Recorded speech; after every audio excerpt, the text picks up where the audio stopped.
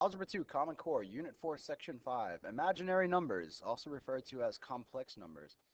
I know in my class I've been referring to these types of numbers for a little while now, especially when we were doing the polynomial graphs, and we saw that, sometimes you had roots, like if the degree of the polynomial was 3, but we only saw it crossing the x-axis once, where were the other two roots? And I would tell you that those other two roots are imaginary, and that imaginary roots or complex roots come in pairs. There's always two of them.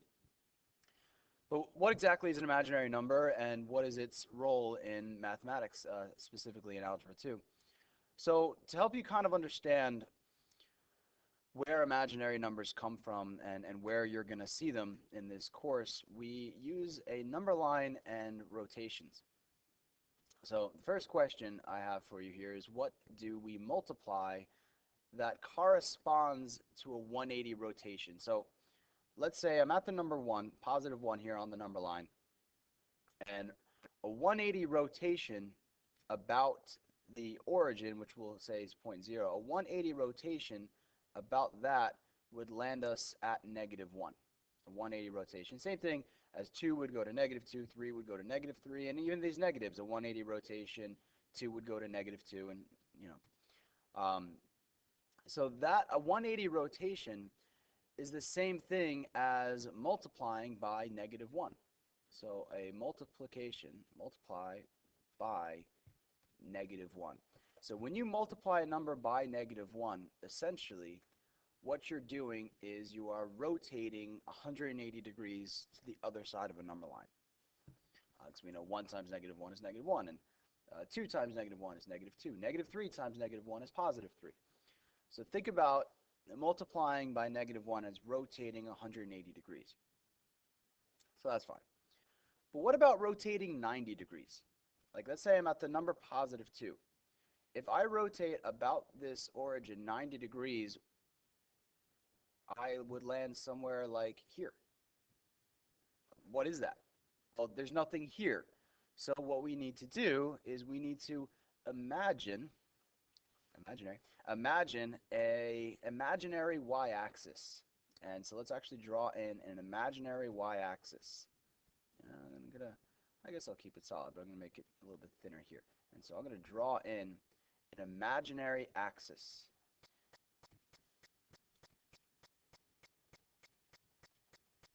It's an imaginary y-axis. And we can refer to that as yi. So this is an imaginary y-axis. And so if I rotate the number 2 90 degrees, it lands here.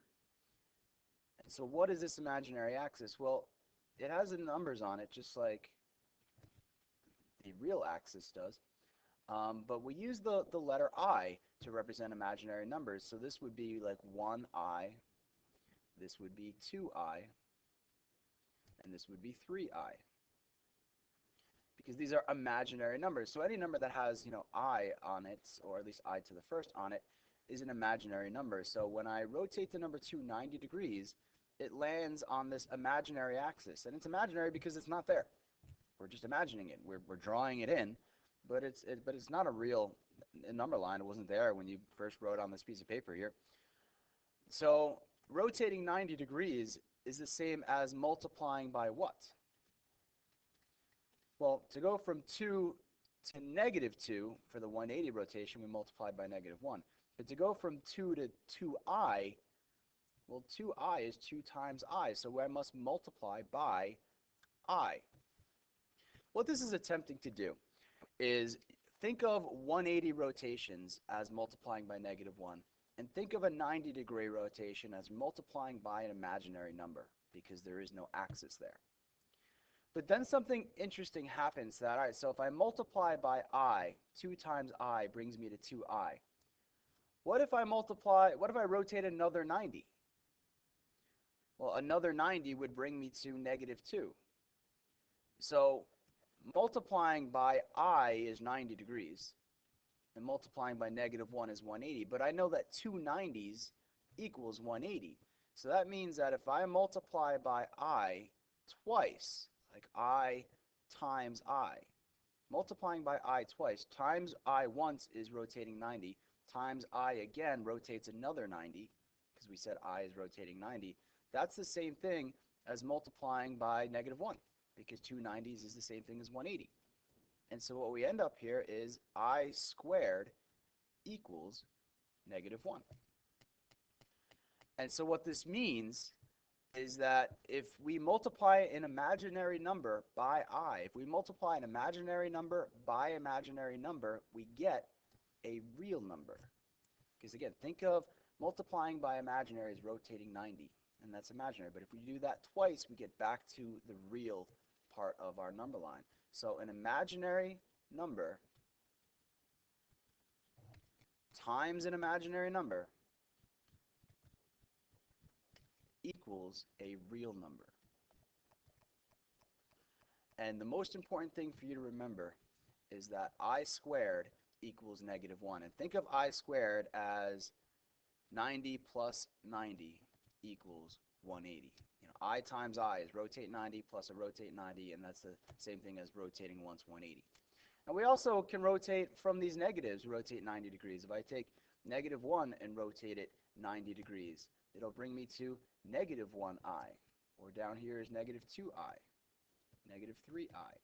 And again, times another 90, times another I brings me back to a positive. So basically what we're saying is rotating 90 is like multiplying an imaginary. And a real times imaginary, a real number times an imaginary number is imaginary. Such as 2 times I is 2i. And a real times a real, of course, is real. But not only that, an imaginary number times an imaginary number equals real. And that's probably the weirdest part here. But remember that I squared equals negative 1 because that's like rotating 90 twice.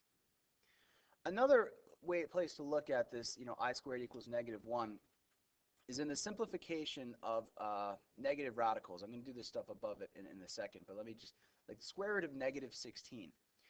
I could think of the square root of negative 16 as the square root of negative 1 times the square root of 16.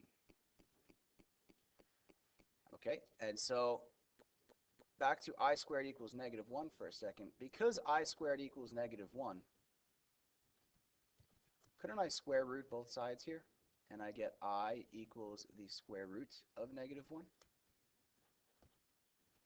And so what I see here is the square root of negative 1 is I. The square root of 16 is 4.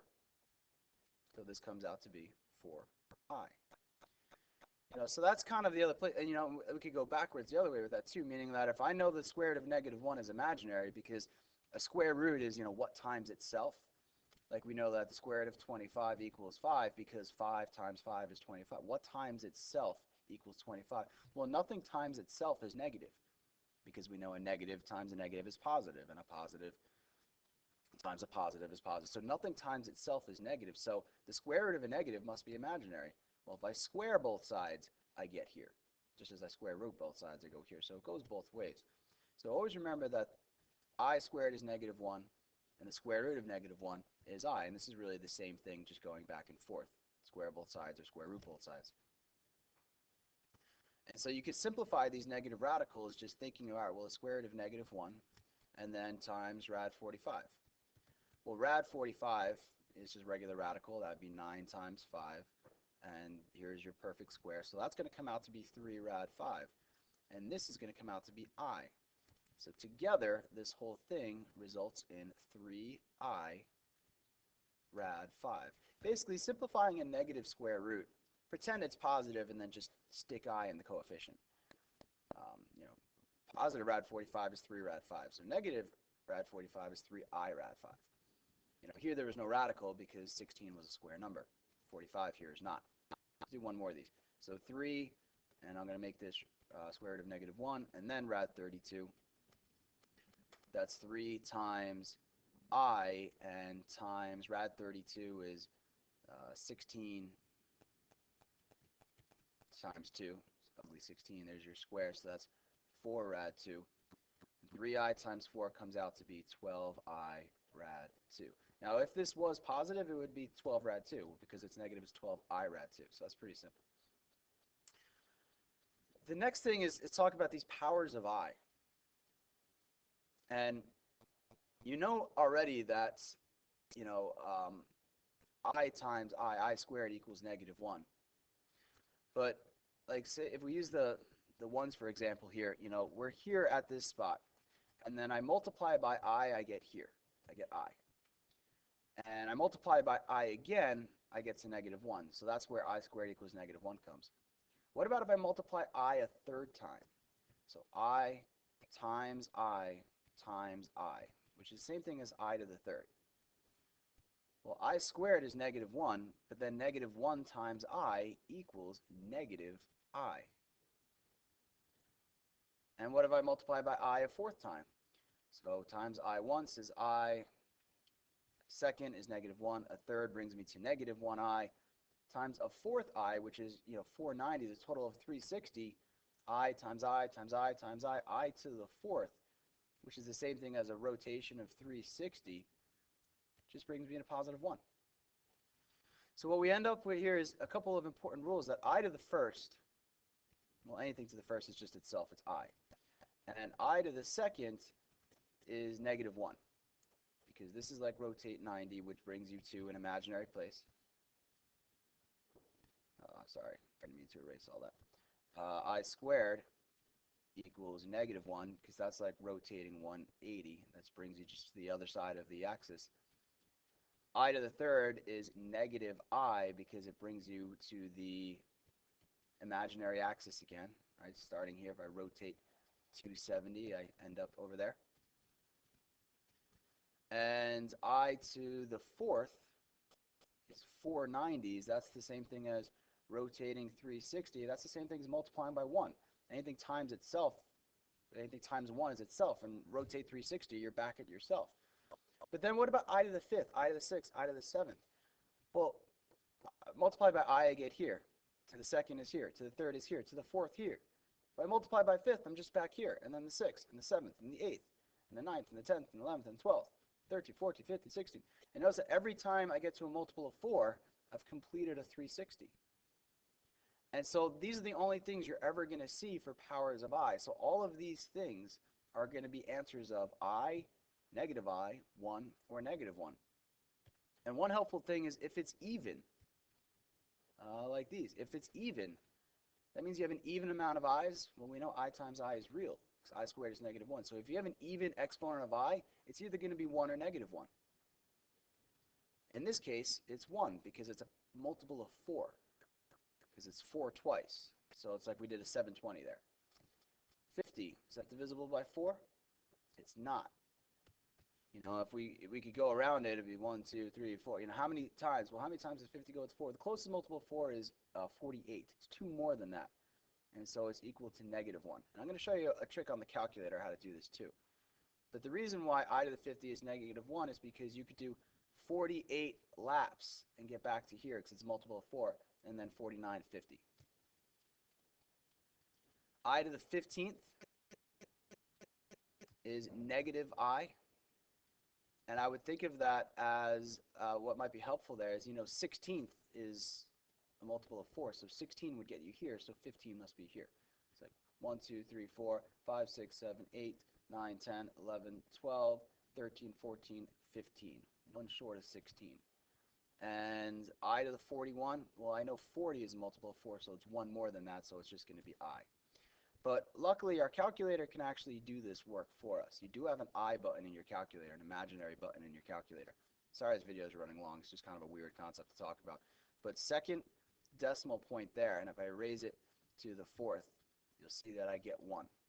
Now, if you try to do that, but raised to the, you know, say 17th, sometimes it gets a little weird, and that's not really a number we can trust. But we do have a tool in your calculator, which actually isn't even meant for this. It's kind of like a hidden gem that works out. In your math button, your math folder, if you scroll over to the numbers folder, choice number 3 is I part. And the I in this actually, it's not italicized, it's a different I. So it's actually referring to integer. And I don't even really know why this works, but it does work. So that if you type in a power of I in here, I raised to the, 41, and close the parentheses, it will give you the answer of I. But if you don't do it in IPART, sometimes like what I found is for exponents like less than 8, you don't need IPART, but when it gets to above 8, you do. So anything that has an exponent like, in the 15, 41, stuff like that, I would do math, numbers folder, choice 3. I would use IPART and then do I to the, 15th, for example. And that will tell me it's negative I. So your calculator can simplify powers of I for you, and you can simplify radicals. You just have to remember that they are imaginary results. And this is really where it comes from. We're going to talk a lot more about imaginary numbers and how they're relevant to us in Algebra 2 and how they're very much related to graphs and roots and things like that. All right, that's it. Sorry for the long video. See you.